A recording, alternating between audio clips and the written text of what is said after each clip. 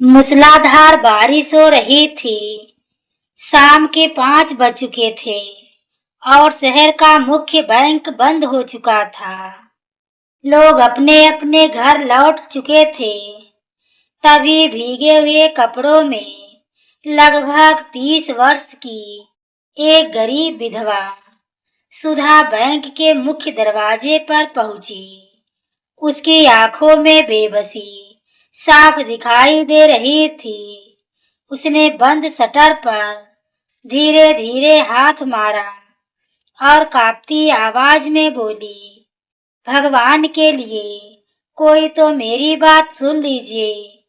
मेरे बेटे की जान का सवाल है।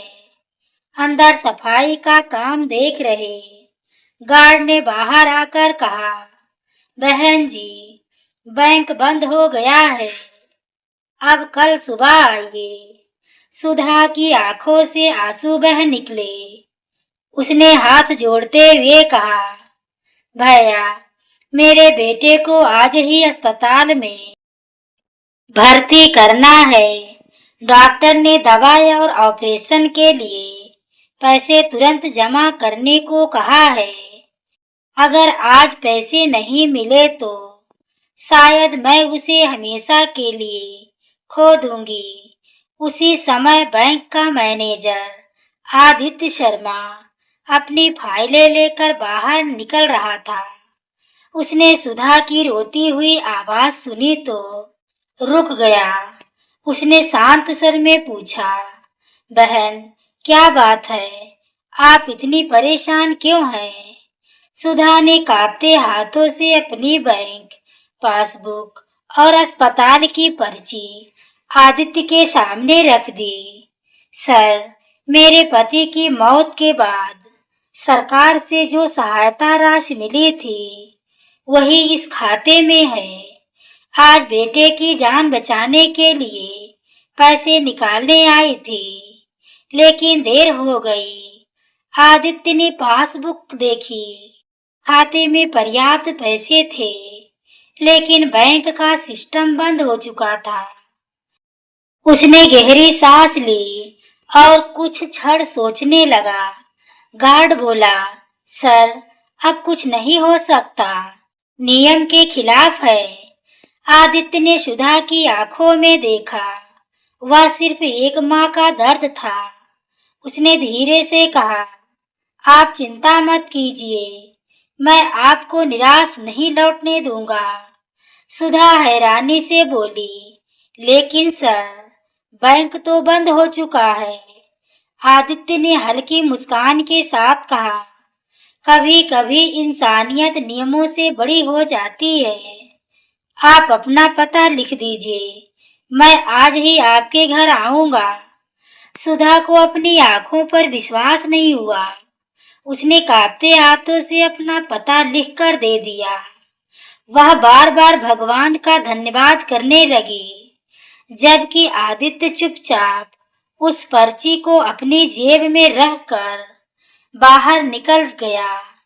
उसे जरा भी अंदाजा नहीं था कि उस रात सुधा के घर पहुंचने के बाद जो सच उसके सामने आने वाला था वह उसकी अपनी जिंदगी भी हमेशा के लिए बदल देगा। रात के लगभग 8:30 बज चुके थे। बारिश पहले से भी तेज हो गई थी। बैंक मैनेजर आदित्य शर्मा अपनी कार से उस छोटे से गांव की ओर बढ़ रहा था जहां सुधा रहती थी।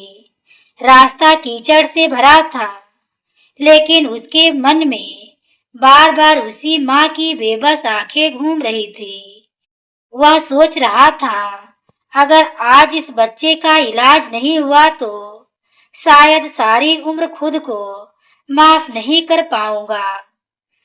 करीब आधे घंटे बाद वह सुधा के घर पहुंचा। सामने मिट्टी की टूटी फूटी झोपड़ी थी, जिसके छत से जगह जगह पानी टपक रहा था। दरवाजे पर पहुंचते ही उसने आवाज लगाई, सुधा जी, मैं बैंक से आदित्य बोल रहा हूँ। दरवाजा खुला तो सुधा की आंखों में आश्चर्य और राहत दोनों थे। उसने तुरंत हाथ जोड़ लिए और बोली, सर, मुझे यकीन ही नहीं था कि आप सचमुच आएंगे। आजकल लोग वादा करके भूल जाते हैं, लेकिन आपने मेरा भरोसा नहीं टूटने दिया। आदित्य ने अंदर कदम रखा। घर में एक पुरानी चारपाई पर लगभग 10 साल का दुबला पतला लड़का तेज बुखार में तड़प रहा था। उसके पास बैठी एक बुजुर्ग महिला बार बार उसके माथे पर गीला कपड़ा रख रही थी। कमरे में दवाइयों की गंध और गरीबी की खामोशी साफ महसूस हो रही थी। आदित्य बच्चे के पास बैठ गया। उसने धीरे से उसका माथा छुआ तो तेज बुखार से उसका हाथ भी गर्म हो गया। उसने गंभीर स्वर में पूछा, डॉक्टर ने क्या कहा है? सुधा की आवाज भर्रा गई। सर, डॉक्टर ने कहा है कि आज ही इलाज शुरू नहीं हुआ तो देर हो जाएगी। मेरे पास पैसे तो हैं, लेकिन बैंक बंद होने से मैं निकाल नहीं पाई। आदित्य ने बिना देर किए अपने पर्स से कुछ पैसे निकालकर सुधा की ओर बढ़ा दिए और बोला, ये रख लीजिए, अभी बच्चे को अस्पताल ले जाइए। खाते से पैसे निकलने के बाद आप आराम से मुझे लौटा दीजिए। इस समय सबसे जरूरी आपके बेटे की जान है। सुधा के हाथ कांपने लगे। उसकी आंखों से आंसू रुक ही नहीं रहे थे। वह रोते हुए बोली, सर, आज आपने सिर्फ मेरी नहीं, एक माँ की उम्मीद बचा ली। भगवान आपको हमेशा खुश रखे। तभी कमरे के एक कोने में रखी पुरानी लकड़ी की अलमारी पर आदित्य की नजर पड़ी। वहां एक धूल से ढकी तस्वीर रखी थी। जैसे ही उसने तस्वीर उठाई, उसके चेहरे का रंग बदल गया। तस्वीर में खड़ा व्यक्ति कोई और नहीं, बल्कि उसका अपना बड़ा भाई अभिषेक था, जो कई साल पहले रहस्यमय परिस्थितियों में लापता हो गया था। आदित्य के हाथ कांपने लगे। उसने घबराकर सुधा की ओर देखा और धीमी आवाज में पूछा, सुधा जी, यह तस्वीर आपके घर में कैसे आई? सुधा कुछ पल के लिए बिल्कुल चुप रह गई। उसके चेहरे पर डर और छिपे हुए दर्द की लकीरें साफ दिखाई देने लगी। आदित्य की आवाज सुनकर सुधा कुछ पल के लिए बिल्कुल शांत हो गई। उसने तस्वीर की ओर देखा, फिर गहरी सांस लेते हुए बोली, सर, यह सिर्फ एक तस्वीर नहीं, मेरी पूरी जिंदगी की आखिरी निशानी है। आदित्य ने कांपती आवाज में पूछा, आप इन्हें जानती थी? सुधा की आंखें भर आई। जी, ये मेरे पति अभिषेक थे। 8 साल पहले एक सड़क दुर्घटना में उनकी मौत हो गई थी। तब मैं गर्भवती थी। उनके जाने के बाद मेरे पास ना घर बचा, ना सहारा। यह सुनते ही आदित्य के पैरों तले जमीन खिसक गई। उसने तस्वीर को सीने से लगा लिया और भर्राए गले से बोला, अभिषेक मेरे बड़े भाई थे, घर से नाराज होकर चले गए थे। हम उन्हें वर्षों तक ढूंढते रहे, लेकिन उनका कोई पता नहीं चला। सुधा की आंखें फैल गई। क्या आप उनके छोटे भाई हैं? आदित्य ने सिर झुका लिया। उसकी आंखों से आंसू टपक पड़े। हाँ भाभी, मैं ही आदित्य हूँ। भाई साहब अक्सर मेरा जिक्र किया करते थे, लेकिन हमें कभी पता नहीं चला कि उनकी शादी हो चुकी थी और उनका एक बेटा भी है। सुधा फूट फूट कर रो पड़ी। मैंने बहुत कोशिश की थी उनके परिवार तक पहुंचने की, लेकिन दुर्घटना के बाद मेरे सारे कागज और मोबाइल खो गए थे। मुझे सिर्फ इतना याद था कि वे शहर के किसी बैंक में नौकरी करते थे। उसी समय चारपाई पर लेटा छोटा आरव धीरे धीरे आंखें खोलने लगा। उसने कमजोर आवाज में पूछा, माँ, ये अंकल कौन है? आदित्य उसके पास गया, उसके सिर पर प्यार से हाथ फेरा और बोला, बेटा, मैं तुम्हारा चाचा हूँ। आज से तुम और तुम्हारी माँ अकेले नहीं हो। आरव की मासूम आंखों में पहली बार मुस्कान दिखाई दी। उसने धीरे से आदित्य का हाथ पकड़ लिया। उस स्पर्श ने आदित्य के दिल में वर्षों से खाली पड़े रिश्ते को फिर से जीवित कर दिया। लेकिन तभी सुधा ने कांपती आवाज में कहा, आदित्य जी, एक सच और है जो आपको जानना चाहिए। आपके भाई की मौत सिर्फ एक दुर्घटना नहीं थी। उस दिन किसी ने उनकी गाड़ी के ब्रेक से छेड़छाड़ की थी। यह सुनते ही आदित्य शून्य रह गया।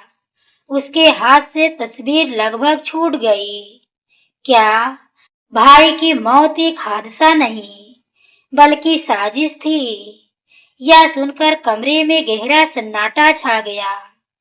बाहर बारिश पहले से भी ज्यादा तेज हो चुकी थी। मानो वर्षों से दबी सच्चाई आज बाहर आने वाली हो। आदित्य के चेहरे का रंग उड़ चुका था। उसने घबराकर सुधा का हाथ पकड़ लिया और बोला, भाभी, जो कुछ भी आपको पता है कृपया मुझसे मत छिपाइए। अगर भाई की मौत हादसा नहीं थी तो सच क्या था? सुधा ने आंसू पोंछे और अलमारी से एक पुराना लोहे का डिब्बा निकालकर उसके सामने रख दिया। डिब्बा खोलते ही उसमें कुछ पुराने कागज और एक टूटी हुई घड़ी, अस्पताल की रिपोर्ट और एक छोटी सी डायरी दिखाई दी। सुधा ने कांपती आवाज में कहा, मरने से एक दिन पहले आपके भाई बहुत परेशान थे। उन्होंने कहा था, अगर मुझे कुछ हो जाए तो इस डायरी को संभाल कर रखना। एक दिन सच्चाई जरूर सामने आएगी। आदित्य ने जल्दी से डायरी खोली। पहले कुछ पन्नों पर रोजमर्रा की बातें लिखी थी, लेकिन आखिरी पन्नों पर कुछ ऐसे नाम और तारीखें दर्ज थी जिन्हें देखकर उसका दिल जोर जोर से धड़कने लगा। उन नामों में एक नाम ऐसा था जिसे देखकर वह कुर्सी पर ही बैठ गया। वह नाम था विक्रम मल्होत्रा। आदित्य ने घबराकर कहा, यह तो हमारे बैंक का रीजनल डायरेक्टर है। आज भी उसी के आदेश पर पूरा जोन चलता है। सुधा ने सिर झुकाते हुए कहा, आपके भाई कहते थे कि बैंक में करोड़ों रुपए के घोटाले का पता चल गया था। उन्होंने सबूत इकट्ठे कर लिए थे और अगले दिन अधिकारियों को सौंपने वाले थे। लेकिन उससे पहले ही उनकी कार के ब्रेक फेल हो गए। पुलिस ने इसे हादसा मान लिया, पर मुझे हमेशा यकीन था कि यह सोची समझी साजिश थी। इतने में आदित्य के मोबाइल पर कॉल आया। स्क्रीन पर बैंक के उसी डायरेक्टर विक्रम मल्होत्रा का नाम चमक रहा था। आदित्य ने कॉल उठाई। दूसरी तरफ से ठंडी आवाज आई, आदित्य, आज तुम बैंक बंद होने के बाद कहाँ गए थे? याद रखना, कुछ पुराने मामलों में ज्यादा दिलचस्पी लेना सेहत के लिए अच्छा नहीं होता। यह सुनते ही आदित्य के शरीर में सिहरन दौड़ गई। उसने बिना कुछ कहे कॉल काट दिया।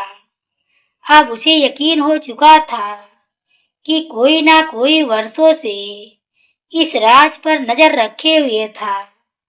उसी समय बाहर किसी गाड़ी के अचानक रुकने की आवाज आई। झोपड़ी की खिड़की से तेज हेडलाइट की रोशनी अंदर पड़ी। किसी ने दरवाजे पर जोर जोर से दस्तक दी। दरवाजा खोलो, हमें पता है वह डायरी इसी घर में है।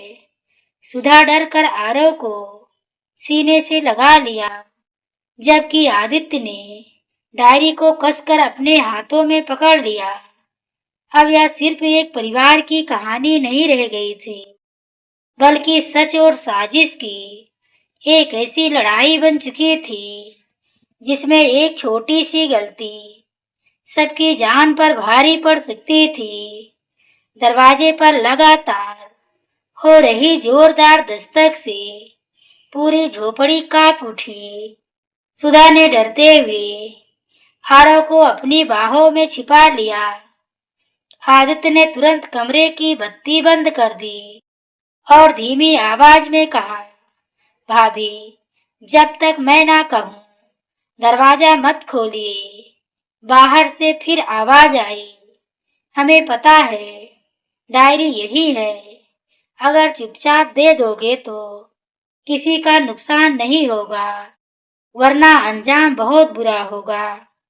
आदित्य ने खिड़की के छोटे छेद से बाहर झांका। काली यशवी के पास 3 आदमी खड़े थे। उनके चेहरे पर नकाब था, लेकिन उनमें से एक को वह पहचान गया। वह बैंक के रीजनल डायरेक्टर विक्रम मल्होत्रा का निजी ड्राइवर था। अब आदित्य को पूरा विश्वास हो गया कि उसके भाई की मौत का राज इसी डायरी में छिपा है। उसने तुरंत पुलिस को फोन लगाया, लेकिन तेज बारिश के कारण नेटवर्क बार बार कट रहा था। तभी अचानक झोपड़ी का दरवाजा जोर से टूटकर खुल गया। तीनों बदमाश अंदर घुस आए। उनमें से एक गरज कर बोला, डायरी हमारे हवाले कर दो। इतने साल तक बच गई, अब नहीं बचेगी। आदित्य ने उनके सामने डटकर खड़ा हो गया। उसने दृढ़ आवाज में कहा, जब तक मैं जिंदा हूं यह डायरी किसी गलत हाथ में नहीं जाएगी। इतना सुनते ही एक बदमाश ने आदित्य पर हमला कर दिया। दोनों के बीच हाथापाई हो गई। झोपड़ी का सामान इधर उधर बिखर गया। तभी आरव ने हिम्मत दिखाते हुए पास रखा मिट्टी का घड़ा बदमाश के पैरों पर दे मारा। वह दर्द से चीख उठा। इस मौके का फायदा उठाकर आदित्य ने डायरी सुधा को देते हुए कहा, भाभी, पीछे वाले रास्ते से निकल जाइए। चाहे कुछ भी हो जाए, इस डायरी को सुरक्षित रखना। यही आपके पति की आखिरी अमानत है और यही सच्चाई का सबसे बड़ा सबूत भी। सुधा आंसू भरी आंखों से बोली, लेकिन आपको छोड़कर मैं नहीं जाऊंगी। आदित्य मुस्कुराया और बोला, अगर आज यह डायरी बच गई तो भाई साहब को इंसाफ जरूर मिलेगा। मेरी चिंता मत कीजिए। सुधा आरव का हाथ पकड़कर पीछे के दरवाजे से निकल गई। उधर आदित्य अकेला तीनों बदमाशों का सामना करता रहा। तभी देर से पुलिस की गाड़ियों के सायरन की आवाज सुनाई देने लगी। बदमाश घबरा गए। जाते जाते उनका सरगना आदित्य की ओर देखकर बोला, आज तो बच गए, लेकिन याद रखना असली खेल अभी बाकी है। विक्रम मल्होत्रा तक तुम कभी नहीं पहुंच पाओगे। यह सुनकर आदित्य समझ गया कि अब लड़ाई सिर्फ डायरी बचाने की नहीं, बल्कि अपने भाई को न्याय दिलाने की है। पुलिस के सायरन सुनते ही तीनों बदमाश अंधेरे का फायदा उठाकर भाग निकले। कुछ ही मिनटों में पुलिस झोपड़ी तक पहुंच गई। आदित्य ने पूरी घटना बताई, लेकिन उसने डायरी और उसके अंदर छिपी पेन ड्राइव का जिक्र किसी से नहीं किया। उसे समझ आ गया था कि दुश्मन सिर्फ बाहर नहीं, बैंक के भीतर भी मौजूद है। उधर सुधा और आरव गांव के पुराने शिव मंदिर में छुपे हुए थे। कांपते हाथों से जब सुधा ने डायरी का आखिरी पन्ना खोला तो उसमें एक छोटा सा लिफाफा मिला। लिफाफे के अंदर एक पेन ड्राइव थी, कुछ बैंक दस्तावेज और अभिषेक की लिखी हुई एक चिट्ठी थी। चिट्ठी पढ़ते ही सुधा की आंखों से आंसू बह निकले। उसमें लिखा था, अगर यह चिट्ठी किसी ईमानदार इंसान के हाथ लगे तो समझ लेना कि मेरी मौत हादसा नहीं थी। इस पेन ड्राइव में करोड़ों रुपए के घोटाले का पूरा सच है। अगर यह सबूत अदालत तक पहुंच गया तो अपराधियों का बचना नामुमकिन होगा। इतने में आदित्य भी मंदिर पहुंच गया। उसने पेन ड्राइव को अपने हाथों में लिया और बोला, भाभी, अब समझ आया कि इतने वर्षों से ये लोग इस डायरी के पीछे क्यों पड़े थे। लेकिन तभी आदित्य के मोबाइल पर एक अनजान नंबर से वीडियो कॉल आई। स्क्रीन पर विक्रम मल्होत्रा दिखाई दिया। उसके चेहरे पर घमंड भरी मुस्कान थी। वह बोला, आदित्य, अगर अपने भाई की तरह मरना नहीं चाहते तो वह पेन ड्राइव मुझे दे दो, वरना कल सुबह तक तुम्हारी भाभी और भतीजा जिंदा नहीं बचेंगे। आदित्य ने गुस्से में कहा, अब तुम्हारा अंत तय है विक्रम। विक्रम हंसते हुए बोला, अभी जीत का जश्न मत मनाओ। तुम्हें लगता है तुम्हारे पास सबूत है, लेकिन असली खेल तो अभी शुरू हुआ है। कॉल अचानक कट गई। उसी समय मंदिर के बाहर कई गाड़ियों के रुकने की आवाज आई। पुलिस की वर्दी पहने हुए कुछ लोग तेजी से मंदिर की ओर बढ़ रहे थे। आदित्य ने राहत की सांस ली, लेकिन ही अगले ही पल उसका चेहरा बदल गया। उसने धीरे से कहा, भाभी रुकिए, ये असली पुलिस नहीं है। ये लोग तो भेष बदल कर आए हैं। सुधा ने घबराकर आरव को अपनी बाहों में कस लिया, जबकि आदित्य ने पेन ड्राइव अपनी जेब में रख ली। अब उनके सामने जिंदगी और मौत की सबसे बड़ी परीक्षा खड़ी थी। मंदिर के बाहर नकली पुलिस की गाड़ियां रुक चुकी थी। हथियारबंद लोग चारों ओर से मंदिर को घेर चुके थे। आदित्य ने धीरे से सुधा से कहा, भाभी, आप आरव को लेकर पीछे वाले दरवाजे से निकल जाइए। जब तक मैं हूं, कोई आपका कुछ नहीं बिगाड़ सकता। लेकिन सुधा ने दृढ़ स्वर में कहा, नहीं आदित्य, आज हम डरकर नहीं भागेंगे।